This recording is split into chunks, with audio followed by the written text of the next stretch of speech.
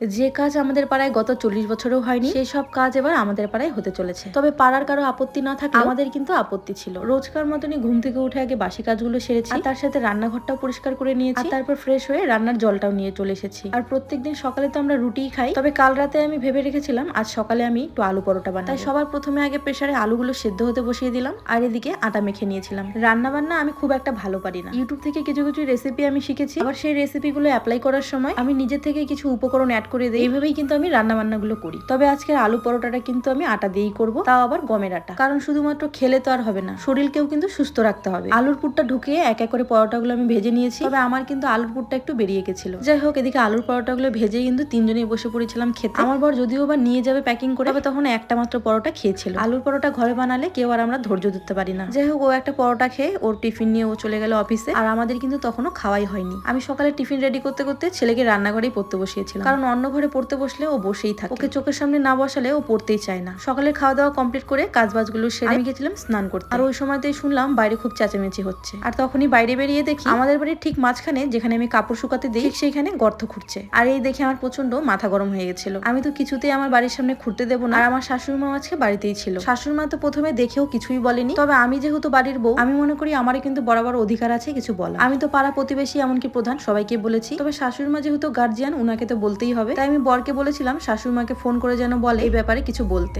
বাড়ির ঠিক মাঝখানে লাইটের পোল গাড়া মানে পরবর্তীকালে চাইলেও আমরা কোনো দোকানও খুলতে পারবো না, এমনকি আমরা চাইলেও মাঝখানে গেট বানাতে পারবো না। আমার মনে হয় ভবিষ্যতের চিন্তাটা আগে থেকেই করে রাখা উচিত। বর শাশুড়ি মাকে ফোন করে বলার পরে কিন্তু শাশুড়ি মাও বলে মাঝখানে আর লাইটের পোল বসাতে দেবে না। তাই তারা পরে আমাদের বাড়ির একেবারে পাশে লাইটের পোলটা গাড়ার জন্য গর্ত করতে থাকে। যদিও বা প্রথমে আমাদের বাড়ির মাঝখানে গর্ত করার কথা ছিল না, আমাদের বাড়ির পাশে একটা পোল আগে থেকে লাগানো ছিল, সেটার পাশেই লাগানোর কথা ছিল এই লাইটের পোলটা। তবে পাড়ার কিছু মানুষের জন্য আমাদের বাড়ির ঠিক মাঝখানে লাইটের পোলটা গাড়া হচ্ছিল। তবে নিজের জন্য সবসময় নিজেকেই লড়তে হবে, এটাই কিন্তু বাস্তব। আর আমরা কিন্তু শেষ পর্যন্ত আমাদের বাড়ির সামনে আর গর্ত করতে দেইনি, আমাদের বাড়ির পাশে এই লাইটের পোলটা লাগানো হয়েছিল। আর শুধুমাত্র একটা নয়, পরপর 5টা লাইটের পোল লাগানো হয়েছিল।